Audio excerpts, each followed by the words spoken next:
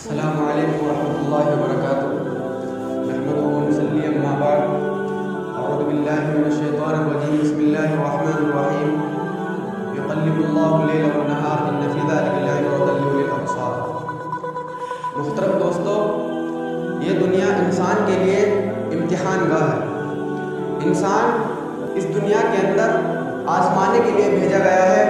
اب چاہے وہ اپنی زندگی کو قرآن اور حدیث کی روشنی کے مطابق گزارے یا باطل شیطان کی راہ میں گزارے، اس کی زندگی میں آزمائشیں ضرور بضرور آئیں گی، کیونکہ اللہ رب العالمین نے ارشاد فرمایا ہم تمہیں ضرور بضرور آزمائیں گے، اور آزمائش کی حالت مال کی ہوگی، خوف کی ہوگی، نفس کی ہوگی اور رزق کی ہوگی۔ محترم دوستو، ہم اس وقت ایسے پل پر ہیں جو عنقریب ہم پار کرنے والے ہیں، اور ہمارے قدم دوسرے پل پر آ جائیں گے۔ یعنی یہ سال اپنے اختتام پر ہے، ختم ہونے والا ہے، پورا ہونے والا ہے اور نیا سال آنے والا ہے۔ اللہ رب العالمین قرآن کریم میں ارشاد فرماتا ہے یقلب اللہ اللیل والنہار، کہ اللہ دن اور رات کو بدلتے رہتا ہے، ایک کے بعد ایک دیگر لاتا رہتا ہے۔ ان فی ذلک لعبرۃ لأولی الابصار، یقیناً دیکھنے والوں کے لیے اس میں بڑی عبرت ہے۔ جو لوگ دن اور رات کے گزر جانے کی اہمیت کو سمجھتے ہیں، اس کی اہمیت کو جانتے ہیں، ان کے لیے اس میں بڑی عبرت ہے۔ لیکن آج کا مسلمان ان دن اور رات کے گزر جانے سے کوئی عبرت حاصل نہیں کر رہا، ان دن اور رات کے گزر جانے کی اہمیت کو نہیں سمجھ رہا، بلکہ نیا سال آتا ہے، نئے سال کا جشن منانے میں لگ جاتا ہے، ہیپی نیو ایئر مناتا ہے۔ ان مسلمان بھائیوں سے میں پوچھنا چاہوں گا، کیا کبھی نبی کریم صلی اللہ علیہ وسلم نے نئے سال کا جشن منایا؟ کیا کبھی صحابہ کرام نے نئے سال کا جشن منایا؟ کیا دیگر مسلمان حکمرانوں نے نئے سال کا جشن منایا؟ میرے بھائیوں اور دوستو، جب آپ صلی اللہ علیہ وسلم نے کبھی نئے سال کا جشن نہیں منایا اور نہ ہی اس کو منانے کا حکم دیا، تو پھر ہم لوگ ایسی خرافات چیزوں میں کیوں پڑے ہوئے ہیں؟ ہم لوگ ایسی خرافات چیزیں کیوں مناتے ہیں؟ آخر یہ کس کا کیا دھرا ہے؟ کون سی قوم ہے جو نئے سال کا جشن مناتی ہے؟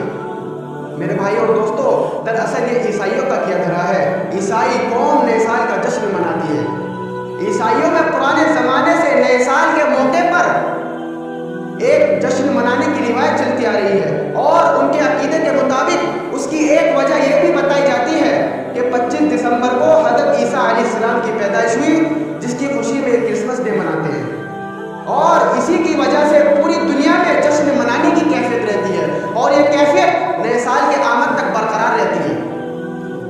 نئے سال کے جشن میں پورے ملک کو لائٹوں سے سجایا جاتا ہے، اور 31 دسمبر کو رات کے 12 بجنے کا انتظار کیا جاتا ہے، اور 12 بجتے ہی ایک دوسرے کو مبارکباد دی جاتی ہے۔ آج ان عیسائیوں کی طرح بہت سے مسلمان بھی نئے سال کے منتظر رہتے ہیں، 31 دسمبر کا بے صبری سے انتظار کرتے ہیں۔ کیا ان کو یہ معلوم نہیں کہ اس نئے سال کی آمد پر ان کی زندگی کا ایک سال کم ہو گیا اور ان کی موت قریب آ رہی ہے؟ میرے بھائی اور دوستو، غور و فکر کرنے کی بات ہے، دھیان دینے کی بات ہے۔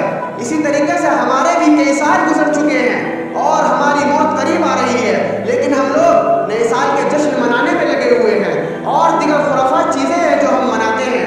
اور دیکھا جاتا ہے کچھ لوگ دوسروں کو خوش کرنے کے لیے اپنا برتھ ڈے مناتے ہیں، اپنا جنم دن مناتے ہیں، حالانکہ انہیں اپنی زندگی پر افسوس کرنا چاہیے کہ ان کی زندگی کا ایک سال کم ہو گیا، لیکن وہ دوسروں کی خوشی کے خاطر، دوسروں کی رضامندی کے خاطر اپنا جنم دن منا رہے ہیں۔ حضرت عبداللہ ابن مسعود فرماتے ہیں کہ میں کسی چیز پر اتنا شرمندہ نہیں ہوا جتنا کہ ایسے دن کے گزر جانے پر ہوا جس کا سورج غروب ہو گیا اور میری زندگی میں سے ایک دن کم ہو گیا، اور ایسے میں میرے عمل میں کوئی اضافہ نہ ہو سکا۔ امام حسن بصری رحمہ اللہ نے بھی فرمایا کہ ابن آدم، تو ایام ہی کا مجموعہ ہے، جب تیرا ایک دن گزر گیا تو تو یوں سمجھ کہ تیرا ایک حصہ بھی گزر گیا۔ میرے بھائی اور دوستو، یہ عمر اور زندگی جو ہم کو عطا ہوئی ہے، یہ صرف اور صرف آخرت کی ابدی زندگی کی خاطر عطا ہوئی ہے، تاکہ ہم آنے والی زندگی کو بہتر بنا سکیں، تاکہ ہم اچھے اعمال کر سکیں۔ حضرت علی فرماتے ہیں کہ